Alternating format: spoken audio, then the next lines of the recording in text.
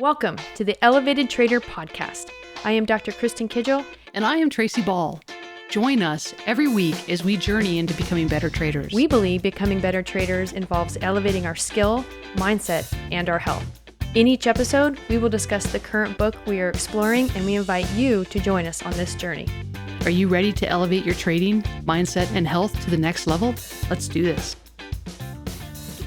And welcome back, everyone, to the Elevated Trader Podcast. We are in part 2 of the Emigrant Edge by Brian Buffini. Kristen, how is it going? It's going good. It's going good. So did you finish the book? I have finished the book. You? Okay, yeah, let's do it. Yeah, I'm done. Absolutely. But we're just I like jumping this into book. part. It is. It's a good book. We're jumping into part 2, though, which is I all know. about what? Oh, dear. Well, that's a good question. It says the natural advantages of immigrants with an I. The natural advantage of immigrants. So let's just go through the advantages. What are they? What's number one? One is immigrants are coming to a better place. They are. They're coming to a better place. So, I mean, obviously they wouldn't be leaving if they weren't going to a better place, right? In theory, unless And- they're being like dragged by parents, Yeah, or being which is dragged by not his parents. case. Yeah. So what exactly does going to a better place afford? What does that give you? Gratitude, positivity, a lot of challenges, right? Yeah. Especially if you don't speak the language or understand the puns or, just slang and stuff. But what is Why it could it be- afford? What do you mean? Like, why could it be? Ask again. Why isn't it an advantage? I think you're more hungry. I think you have less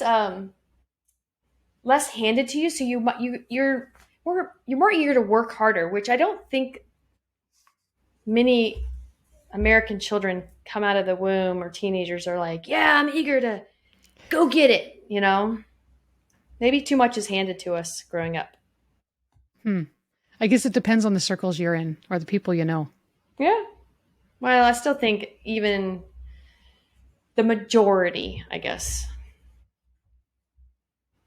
The majority of what, probably. Americans or the majority Yeah. of people? The majority of Americans, I think. I mean, yes, we have some issues here, definitely, but I don't know. I guess the average American would be better. Yeah. Well, I guess the whole point of leaving and going to a new place is opportunity, right? You have opportunities that you didn't have in the other location. And that's really what the advantage is about, right? So, it says here in the book, coming here offers life-changing opportunities to live and work in a place where they can finally realize their full potential and enjoy the inalienable rights of life, liberty, and the pursuit of happiness. Love how you took that right out of your guys' constitution. I know. Inalienable rights. Yeah, That's a mouthful. Yeah. So what's advantage number 2? Immigrants are making a fresh start. And I think What he is just that? was, well, I think it was just basically like, if you've had some issues in the past or had some troubles or maybe you got into some trouble or something like that, this is a fresh start. Yeah, for sure. I know I've done that many times. I've had many fresh starts in my life.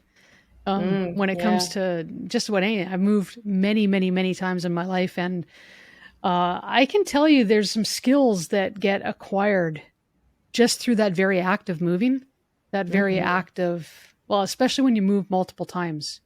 And that I think can really benefit individuals that have never experienced that, for one. So what I mean by that is, for me, moving around, I was able to learn how to make friends very, very quickly. I was able to connect with people really, really quickly. I didn't get a lot of practice working on keeping it, but making it was very, very quick. I was able to blend in and become part of the pack very, very quickly. Later on in my life, I had to learn how to work through conflict. I didn't get that experience earlier on in my life because we kept moving all the time. So there's definitely some advantages to that. So how about you? Have you experienced the fresh start thing? Well, yeah, I think the newness of a new area, surroundings, and one of the things that moving or change allows, if the more often you do it, the easier it is to adapt to change.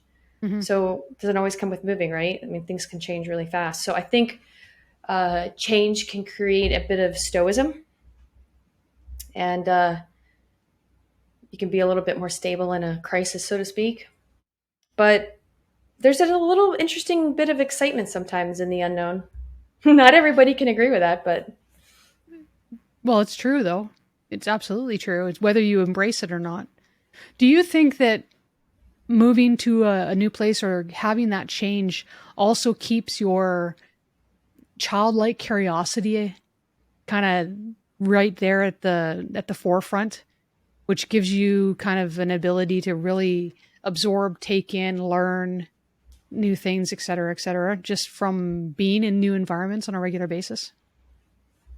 regular basis, I guess that's a definition Or too. more often than not necessarily regular basis, but more I often than think, not, right? I don't know, because then you lack contentment.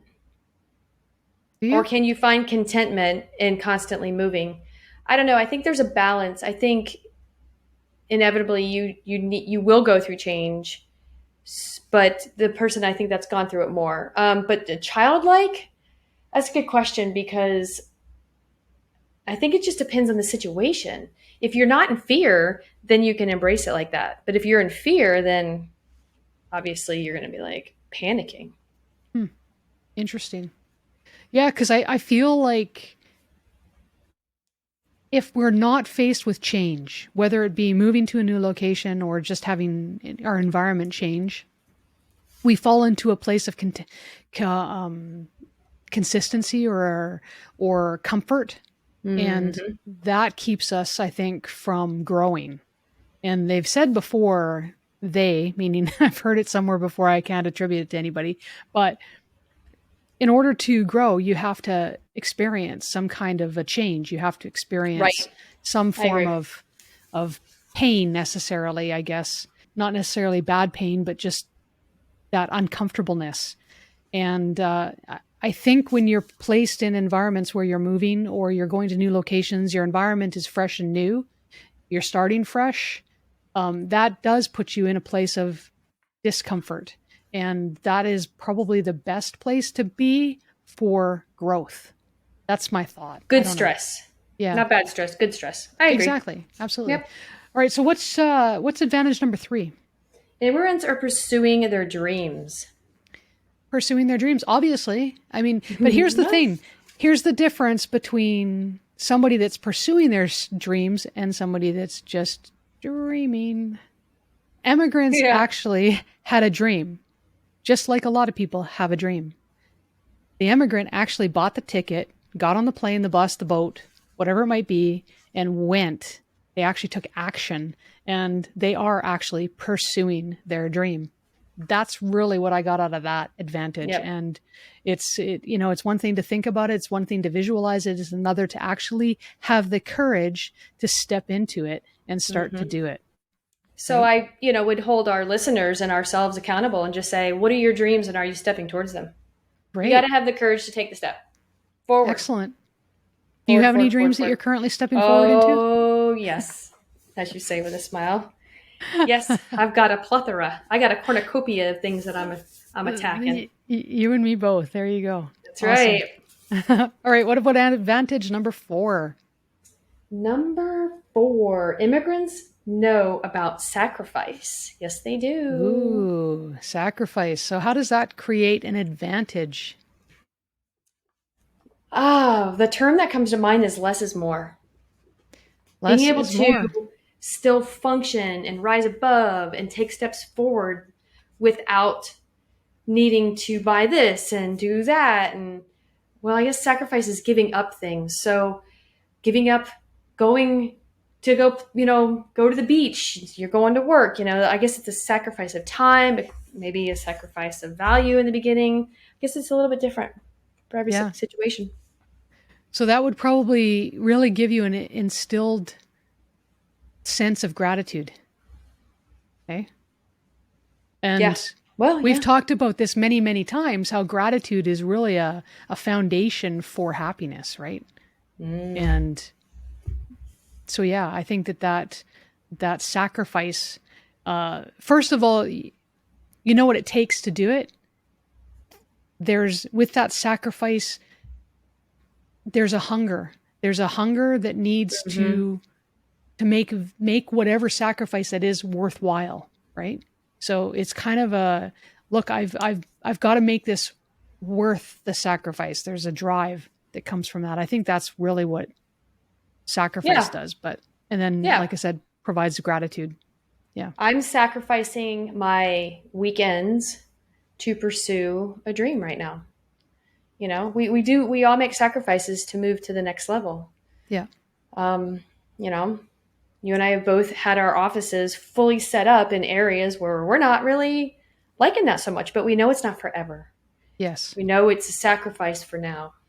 I get that. Absolutely. And constantly moving towards the end goal. So for sure. Absolutely. Yep. What's the next one?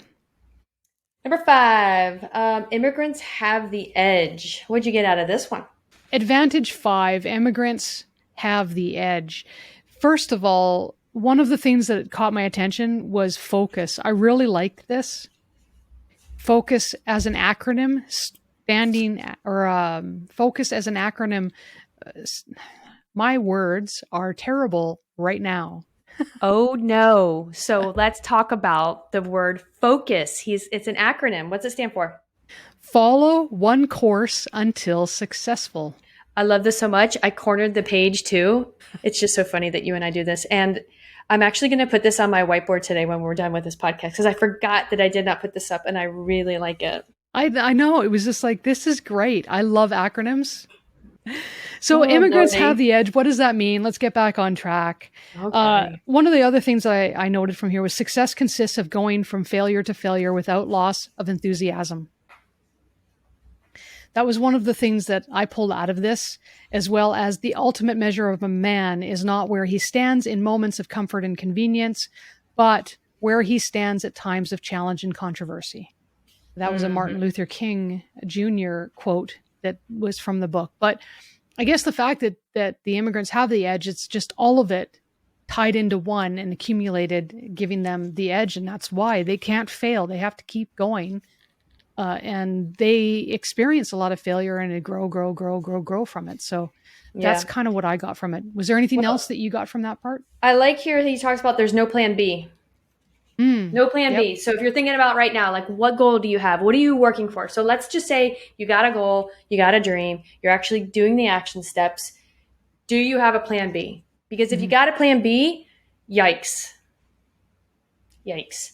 That's how I look at it. No plan B. If you really want to get there as fast as possible. Okay. Now, first of all, I agree with you. Okay. But I'm going to just challenge you a little bit to get this out so we can explain it a little bit more to our listeners. Okay. What do you mean by yikes? I think having a plan B, if you go, well, if that doesn't work out, I always have this. I think that's an out. I think it creates, like, you're just not all in between the years. Even subconsciously, you're not all in, knowing that that's an out. 100%. It's the not being all in that becomes an issue. And it goes back to that focus. Follow one course until successful. If you have a plan B, you're no longer focused. That's right. Right. Yeah.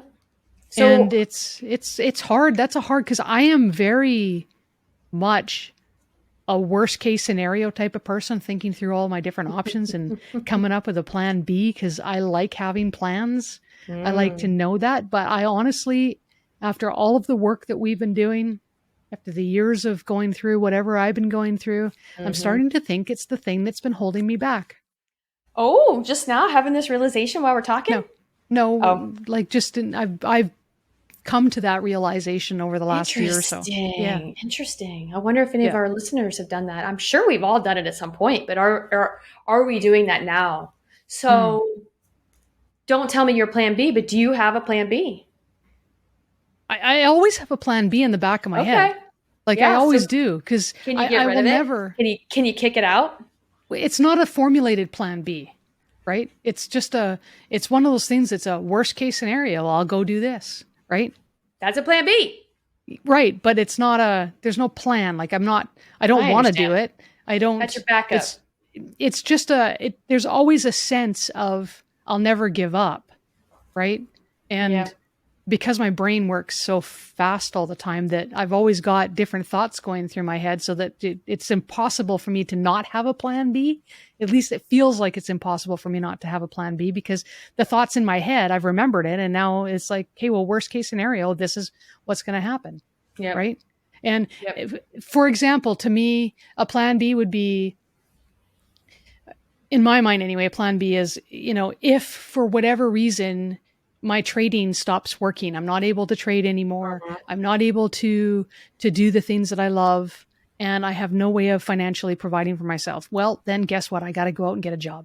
That's my plan B. Right.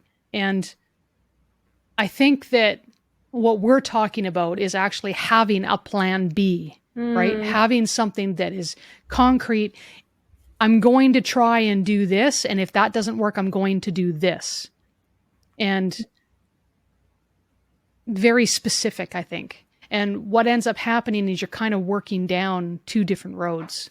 So the edge that the immigrants have is they don't have a plan B. They don't have that opportunity. They come with nothing, and then they're going after this goal, and that's it. Yep. Yeah. I got it. It's kind of like,